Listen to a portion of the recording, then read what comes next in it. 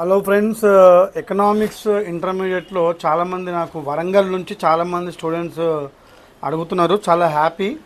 దాదాపుగా 100 స్టూడెంట్స్ అక్కడ ఈ ఓపెన్ స్కూల్ వీడియోస్ ఫాలో అవుతారని చెప్పేసి తెలిసింది నాకు ఇవాళనే. సో వాళ్ళకి మెసేజ్ చేయడం జరిగింది. సో వాళ్ళ కోసమే కాకుండా అందరి కోసం కూడా వీడియోస్ పెడతాను. కాబట్టి ఏంటంటే వాళ్ళు ఎక్స్క్లూజివ్గా అడిగారు, సార్ కొంచెం ఎకనామిక్స్ కొంచెం అర్జెంటుగా పెట్టండి, అందరం కలిసి చదువుకుంటామని చెప్పేసి. సో ఎకనామిక్స్లో 2 మార్క్ క్వశ్చన్స్ నేను వాళ్ళ మీకు అందరికి కూడా ఎక్స్ప్లెయిన్ చేస్తాను. సో ఎకనామిక్స్లో ఏంటంటే మీకు 2 మార్క్ క్వశ్చన్స్ దాదాపుగా 30 మార్క్స్ వస్తాయండి. 15 to the 30 మార్క్స్. సో ఈ 15 to the 30 మార్క్స్ క్వశ్చన్స్ మీరు 1 లైన్ 2 లైన్స్లోనే మీరు ఇవి ప్రిపేర్ కావాల్సి వస్తుంది. సో ఫస్ట్ వన్ చూడండి, ఈ యొక్క మార్క్స్లలో మీకు మామూలుగా ఒక 30 క్వశ్చన్స్ మనం ఇలా చూద్దాము. What is public sector? First question. The public sector we mean enterprise owned by the government. The public sector is assigned an important role in the Indian economy. So public sector అంటే ఏంటంటే ఇది government వాళ్ళు own చేస్తారు. For example nationalised banks, ఇవన్నీ కూడా public sector కిందకి వస్తాయి. ఓకేనా. తర్వాత what is utility? The concept of utility was originated by Stanley Jevons. He want satisfy capacity of commodity or service is known as the utility. అంటే the one utility అంటే ఏంటంటే మీకు అకామిడేట్ చేయాలి సర్వీస్ని, ప్లస్ అంటే ఎంతమంది సర్వీస్ కావాలి మీకు అకామిడేట్ చేయగలుగుతారు, దాన్ని మనం యూటిలిటీ అంటాము. థర్డ్ క్వశ్చన్ వచ్చేసి total revenue. The total revenue of a product is a total receipt from the sale of the output that product is obtained by multiplying the quantity produced and sold by the price per unit of the product. So ఏదైనా ప్రోడక్ట్ని మీరు మార్కెట్లో అమ్మినప్పుడు total revenue ఇది equals to quantity into product. అంటే Q అంటేనేమో Q into P అని రాసినా మీకు అయిపోతుంది. టోటల్ రెవెన్యూ అంటే Q into P. Product total receipt from the sale of the output of that product. It is obtain by month the quantity, అంటే ఏదైతే quantity ఉంటుందో ఆ క్వాంటిటీ ఇంటూ ఎన్నైతే ప్రోడక్ట్స్ పర్ పీస్ ప్రోడక్ట్ ఉంటుందో దాన్ని multiply చేస్తే queue into P అంటే దాన్ని మనము టోటల్ రెవెన్యూ అంటాము. తర్వాత 2 మార్క్స్లో ఇక్కడ మీకు వెరీ ఇంపార్టెంట్ వచ్చేసి what is full employment. What is full employment? It is a situation in which all persons are resources willing and able to work at the prevailing wages and working conditions will be able to find work. There may be some persons or resources voluntarily unemployed. Full employment అంటే it is a situation in which all persons or resources willing and able to work at the prevailing wages. అంటే ఇక్కడ ఏంటంటే ఆ veg ఎంతున్నా సరే, salary ఎంతున్నా సరే ప్రతి ఒక్కరు కూడా పని చేయాలి అని చెప్పేసి అనుకున్నప్పుడు దాన్ని మనము ఫుల్ ఎంప్లాయ్మెంట్ అంటాము. తర్వాత మీకు 2 మార్క్స్లో మైక్రో ఎకనామిక్స్ అంటే ఏంటి? Therefore when the study are the problem relates to the smaller part of the economy. అంటే మైక్రో అంటే చిన్నది, మ్యాక్రో అంటే పెద్దది. సో మైక్రో ఎకనామిక్స్ అంటే స్టడీ ఆఫ్ స్మాల్ ఇండస్ట్రీస్ లేదంటే స్మాల్ పార్ట్ ఆఫ్ ఎకానమీ, దాన్ని మనము మైక్రో ఎకనామిక్స్ అంటాము. తర్వాత real income. What is real income? Real income of the people determine the standard of living of the people. అంటే for example ఒక middle class people యొక్క standard of లివింగ్ని మనము చూసుకున్నప్పుడు minimum వాళ్ళకి టీవీ లేకపోతే ఒక బండి, ఇంట్లో కావాల్సిన యూటిలిటీస్ ఉంటాయి, అది వాళ్ళ real income.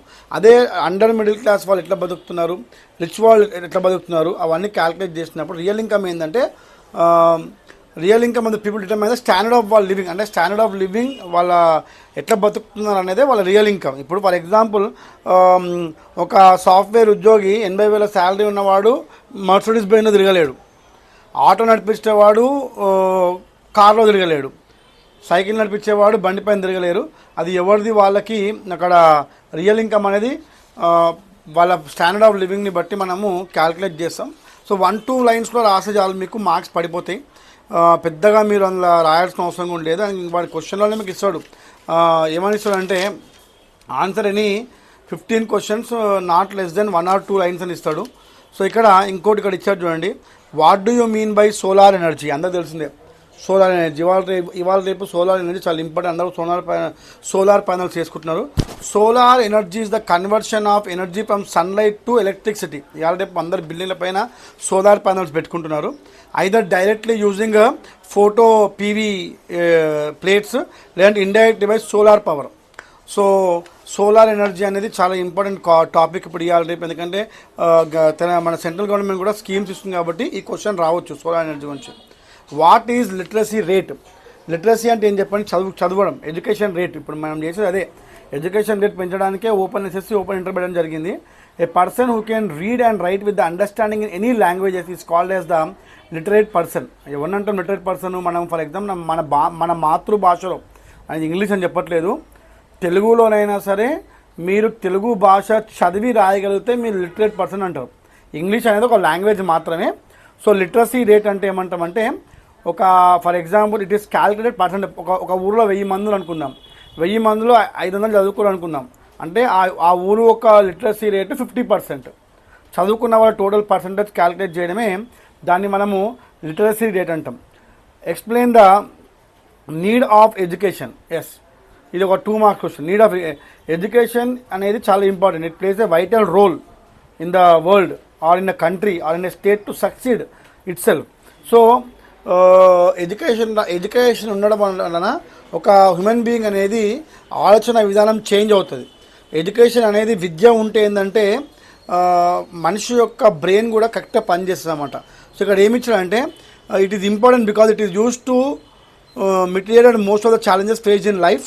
The knowledge that is attained through education helps open doors to a lot of opportunities. Yes, education ఉంటేనే మీకు లాట్ ఆఫ్ ఆపర్చునిటీస్ ఉంటాయి. ఇవాళ రేపు చిన్నగా మీకు చిన్న ఉద్యోగం కావాలని 10th క్లాస్ కంపల్సరీ అడుగుతున్నారు. సో మీకు ఏంటంటే ఎడ్యుకేషన్ అనేది మస్ట్. ఓకేనా? తర్వాత ఇంకోటి క్వశ్చన్ అడుగుతున్నాడు ఇక్కడ 2 మార్క్స్కి.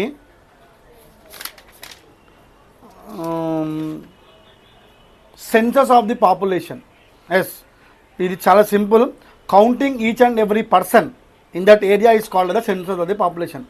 సాధారణంగా ఇండియాలో ఎవ్రీ 10 yearsకి ఒకసారి పాపులేషన్ సెన్సస్ అవుతుంది. మన 2021లో because of the covid population census జరగలేదు, ఇప్పుడు మళ్ళీ కూడా చేయడం జరుగుతుంది. Next, what is public sector? ఇప్పుడు ఇంతకుముందు రిపీట్ అయిన క్వశ్చన్ ఇది, అంటే 2 times రిపీట్ అయింది పబ్లిక్ సెక్టారు. తర్వాత what is micro economics 2 times repeat అయ్యింది ఈ 2 మార్క్ క్వశ్చన్లో. తర్వాత చూడండి అమ్మా, నెక్స్ట్ మనం చూసుకుంటే అంటే ఇంకో 5 చెప్తాను మీకు ఎకనామిక్స్లో 2 మార్క్స్వి. So what do you mean by cottage industries? Cottage units are those which mainly produce traditional products, for example handicrafts, and use traditional methods of production and mid-employ family labor. For example, cottage industry అంటే ఈ నేతన్నలు శారీ తయారు చేస్తున్నారు, that comes under the cottage industries. So ఈ handicraft materials తయారు చేసేటి అన్నీ కూడా కాటేజ్ ఇండస్ట్రీ కిందకి వస్తాయి. What do you mean by power? Power is a crucial one in getting speed economic development. The Telangana government noticed it important and has been doing well for the betterment of power sector in the state. Power అంటే ఏదో రాజకీయ power కాదండి, electricity power. So current మనం ఎంత ఉత్పత్తి చేయగలిగితే, current ఎంత ఇవ్వగలిగితే రాష్ట్రం అనేది, దేశం అనేది అంత జల్దీ డెవలప్ అవుతుంది. ఫర్ ఎగ్జాంపుల్ చెప్తాను, Telangana is the highest per capita, అంటే పవర్ యూటిలైజేషన్లో హయ్యెస్ట్ పర్ క్యాపిటా మనదే మొత్తం దేశంలో. ఎందుకంటే సగటున యూజ్ చేసే కరెంటు తెలంగాణ వాళ్ళే ఎక్కువ యూజ్ చేస్తారు, అంటే అంత పవర్ని జనరేట్ చేయగలిగినాం మనం, మెగావాట్ పవర్ని. సో పవర్ ఉండడం వల్ల ఏమైంది, ఫర్ ఎగ్జాంపుల్ హైదరాబాద్లో ఒకప్పుడు 2 hours 3 hours కరెంట్ పోయేది, కానీ ఆ కరెంటు పోవడం వల్ల బిజినెస్ నడిచేది కాదు. కానీ ఇక 24/7 కరెంట్ ఇవ్వడం వల్ల మన తెలంగాణలో, హైదరాబాద్లో బిజినెస్ పెంచడం వల్ల ఆటోమేటిక్గా స్టేట్ ఎకనామీ పెరుగుతుంది అన్నమాట. అది పవర్ గురించి. తర్వాత what do you mean by commercial banks? 2 ఉంటాయమ్మా, నేషనలైజ్డ్ బ్యాంక్స్ ఏమో గవర్నమెంట్ నడుపుతుంది. What are the commercial banks? Commercial banks plays a very important role in economic growth of a country. It is financial institution. It is a profit-making business firm dealing with money. According to Crowther, a bank collects money from those who have it to spare and who have saving it out for their incomes. So commercial banks అన్నీ కూడా మీకు తెలుస్తున్నాయి, ఎఫ్డీల పైన ఎక్కువ interest ఇచ్చేసి ఈ amounts అనేవి వాళ్ళు తీసుకోవడం జరుగుతుంది. తర్వాత 1991 ఎకనామిక్ క్రైసిస్, ఇది అడుగుతున్న 2 మార్క్స్కి. War between Kuwait and Iraq cause the foreign exchange crisis of 1991. The change in policy in 1991 the part of the policy of economic planning. 1991లో ఏమైందంటే పెద్ద యుద్ధం జరిగింది. అప్పటికి టెక్నాలజీ అంత పెరగలేదు కాబట్టి చాలా మటుకు అందరు కూడా సఫర్ అయ్యారు అప్పుడు 1991 ఎకనామిక్స్ క్రైసిస్లలో. తర్వాత 2 మార్క్స్లో ఇంకా మీరు నేర్చుకోవాల్సినవి కొన్ని ఉంటాయి, చెప్తాను. అప్పుడప్పుడు ఇలా మీకు కొన్ని ఏమంటారు అబ్రివేషన్స్ అవుతాడు, full forms, right the full forms అని చెప్పేసి. అందులో చూడండి, నబార్డ్ అనేది చాలా ఇంపార్టెంట్ ఎకనామిక్స్లో. నబార్డ్ అంటే ఏంటంటే national bank for agricultural and rural development, NABARD అంటారు. It was established in July 1992 for the purpose of strengthening the institutional arrangements for the supply of credit to rural areas. ఈ NABARD ఏం చేస్తుందంటే ఊర్లలో ఉండే రైతులకు కానీ, లేకపోతే లేబర్లకు కానీ, లేకపోతే డైలీ లేబర్స్కి కానీ చిన్న చిన్న లోన్స్ ఇస్తుంది అన్నమాట. సో ఇవేమవుతుందంటే it provide short term, medium term and long term credit to state cooperative banks. చిన్న చిన్న బ్యాంకులకి అమౌంట్ ఇస్తుంది. సో ఈ చిన్న చిన్న బ్యాంక్స్ ఏం చేస్తాయి, వీళ్ళకి ఇవ్వడం జరుగుతుంది అన్నమాట. సో నబార్డ్ గురించి అడుగుతాడు. అండ్ తర్వాత మీరు ఇంకేమైనా చదువుకోవాలంటే పబ్లిక్ సెక్టర్ ఆల్రెడీ చెప్పేశాను. What are the substitute goods? Give example. Substitute goods are that satisfy a similar need or desire as a increase in the price of good will increase demand for it substitute. For example McDonald's, KFC and Burger king.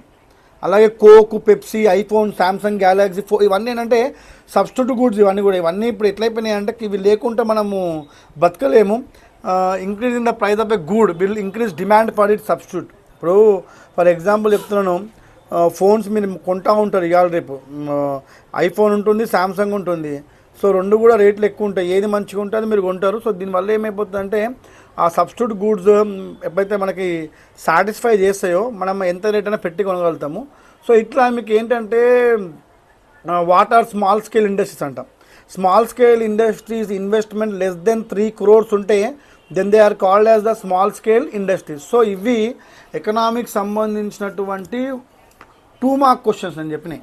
So మీరు ఏంటంటే model papers ఉన్నాయి, model పేపర్స్లో చదువుకొని మీరు ఏం చేస్తారంటే ఈ నేను చెప్పిన క్వశ్చన్స్ని ఆల్రెడీ టిక్ చేయండి.